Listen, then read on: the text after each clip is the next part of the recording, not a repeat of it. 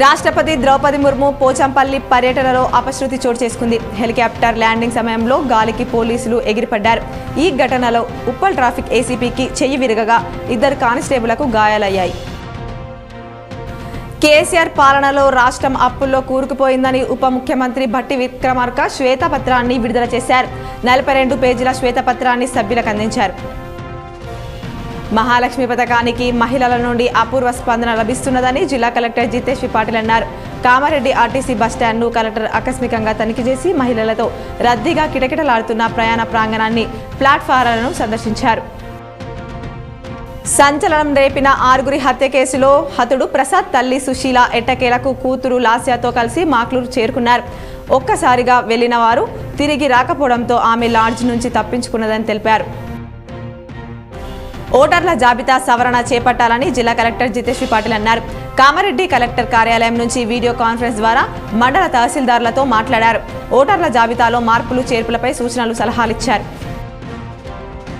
Bodhan Apna function హాల్లో ప్రభుత్వం తరపున క్రిస్మస్ సంబరాలు ఘనంగా నిర్వహించారు. ఉర్దూ గర్ నుండి అచన్పల్లి వరకు ర్యాలీ నిర్వహించారు.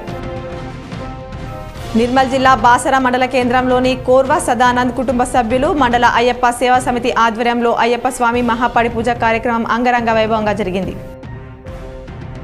జిల్లా పరిషత్ స్థాయి సంఘ సమావేశాలు జడ్పీ చైర్మన్ దాదనగారి విఠలరావు అధ్యక్షతన 2వ రోజు జరిగాయి. ప్రజా ప్రతినిధులు తమ సమస్యలు అధికారులకు తెలుపగా సమాధానం చెప్పారు.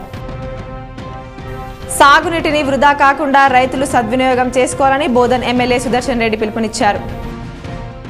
నిజామాబాద్ నగరంలో జిల్లా అధికారులతో కలిసి బోధన్ ఎమ్మెల్యే సమీక్షించారు. ప్రస్తుతం వరి కొనుగోలు పూర్తి చేయాలని, రైతులకు ఎక్కడ ఇబ్బంది కలగకుండా తగిన చర్యలు తీసుకోవాలని సూచించారు. వచ్చే 10వ తరగతి ఏడాది పరీక్షల కాలానికి విద్యార్థులకు ఫ్రీ ఫైనల్ పరీక్షలు నిర్వహించాలని సూచించారు. సొసైటీలో రైతుల నుండి వసూలు చేసిన బకాయిలను అధికారులు రసీదులు ఇచ్చి ఖాతాల్లో డబ్బులు జమ చేయకుండా అధికారులు స్వాహా చేసిన వాటిపై తగిన విచారణ జరిపించి అక్రమాలకు పాల్పడిన అధికారులపై కఠిన చర్యలు తీసుకోవాలని సుదర్శన్ రెడ్డి అధికారులను ఆదేశించినట్లు కేసీఆర్ తెలిపారు.